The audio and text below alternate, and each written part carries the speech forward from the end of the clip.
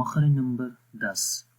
مخرج نمبر 10 را کا مخرج ہے، اور را جو ہے وہ کہاں سے پڑھی جاتی ہے، اس کی ڈیفینیشن ہے نوک زبان مائل با پشت. نوک زبان یعنی زبان کی جو نوک ہے، ٹھیک ہے، یہاں پر امیج میں اگر آپ دیکھیں یہ نوک زبان کی جو نوک ہے، ٹپ آف دا ٹنگ اس کو بولتے ہیں.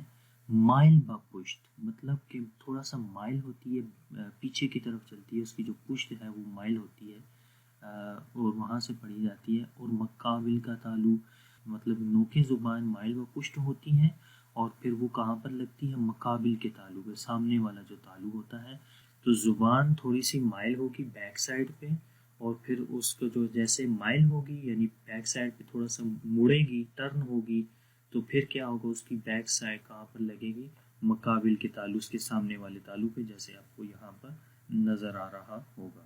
تو دیکھیں اس را کے اندر بھی ایک کوالٹی ہے کہ جس کی وجہ سے یہاں پر آپ کو اگر ایک تھوڑا سا ہول نظر آ رہا ہے، چھوٹا سا سوراخ نظر آ رہا ہے، تو جب را کو جب ہم پڑھتے ہیں جیسے را، ٹھیک ہے، تو ایک تو اس کی جو یہ بیک سائڈ ہے مائل ہو رہی ہے پیچھے کی طرف، اور پھر ہو کیا رہا ہے کہ اس میں را اس سائڈ سے بھی اور اس سائڈ سے، دونوں سائڈ سے را بلاک ساؤنڈ کو بلاک کر رہی ہے. ٹھیک ہے، اب یہاں پر دیکھیں یہ ساؤنڈ بلاک ہو رہی ہے، اور ہو کیا رہا ہے، یہ جو چھوٹا سا سوراخ ہے یہاں پر، اس سوراخ سے آواز باہر نکلتی ہے. ٹھیک ہے، تو اس سوراخ سے جب آواز نکلے گی تو وہ تھوڑی سی پر ہو کر نکلے گی، موٹی، اس کو پڑھیں گے را را.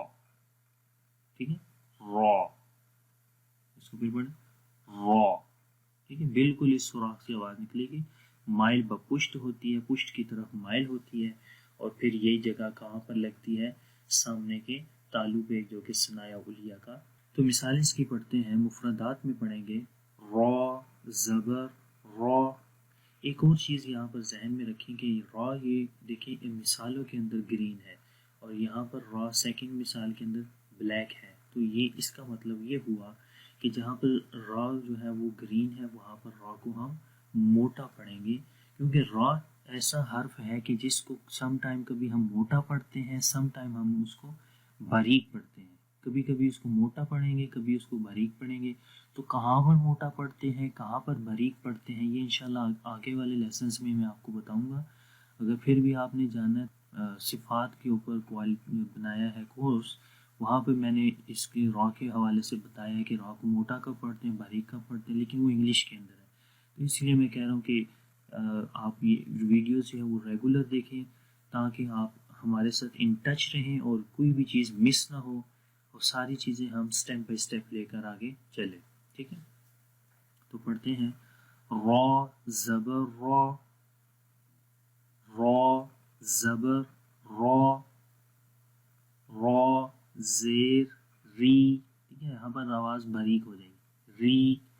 اور یہ بھی چیز ذہن میں رکھیں، دیکھیں یہاں پر زبان کی جو بیک سائڈ یہ اوپر کی طرف جا رہی ہے جب اس کو موٹا پڑھیں گے. ٹھیک ہے، تو مطلب کہ جب آواز موٹا ہم کرتے ہیں تو اس وقت آواز موٹی جب ہوتی ہے تو اس وقت بیک سائڈ اوپر کی طرف اٹھتی ہے. مطلب بیک سائڈ اوپر کی طرف اٹھنے کا مطلب یہ ہوتا ہے کہ آواز اوپر کی طرف جاتی ہے. ٹھیک ہے، تو پھر پڑھیں گے را زیر ری. تو ری میں آواز باریک پڑھیں گے، اوپر کی طرف نہیں جائے گی، نیچے کی طرف ہی رہے گی.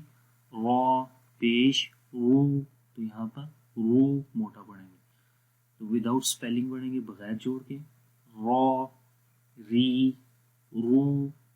تو قانون ایک اور یہ ہوا کہ جب را کے اوپر زبر یا پیش آئے تو را موٹی پڑھی جاتی ہے، جب را کے نیچے زیر آئے گی تو را باریک پڑھیں گے. سمپل. ٹھیک ہے، آگے بھی میں بتاتا ہوں آپ کو. حمزہ را زبر آؤ. ٹھیک ہے، جب ہم آؤ پڑھتے ہیں تو پھر بالکل ایگزیکٹ پلیس ہمیں پتہ چلتی ہے را کے مخرج کے. ہم پڑھیں گے آؤ آؤ. ٹھیک ہے، تو دیکھیں بالکل یہ مائل ہو جاتی ہے، پیچھے کی طرف ٹرن لیتی ہے، اور یہ جگہ سائڈ سے بھی بلاک ہو جاتی ہیں، اور زبان کا جو یہ بالکل درمیان والا حصہ ہے جو نوک زبان اس کو بولتے ہیں، یہاں سے آواز کیا ہے، باہر نکلتی ہے، آؤ. ٹھیک ہے، اور یہاں پر را موٹا پڑھیں گے. جب را کے اوپر جزم ہو اور اس سے پہلے زبر ہو تو را کو موٹا پڑھتے ہیں، لیکن آگے مثال میں دیکھیں جب را کے اوپر جزم ہو اور اس سے پہلے زیر ہو تو را کو باریک پڑھیں گے. تو اس کو پڑھتے ہیں حمزہ را زیر ایر، تو ایر پڑھیں گے، اس کو ایو ایسے نہیں پڑھیں گے، ٹھیک ہے. حمزہ را پیش او، حمزہ را پیش او، بغیر جوڑ کے پڑھیں گے او ایر او او ایر او، ٹھیک ہے.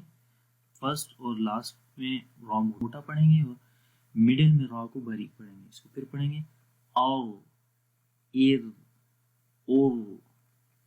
آگے ہے مرکبات کے اندر را کو کب کیسے پڑھیں گے؟ حمزہ زبر آ، میم زبر ما، آما، را زبر را، آمارا آمارا، فا زبر فا، را زیر ری، فاری، را کو بری پڑھیں گے. حا زبر حا، فاری حا، فاری حا.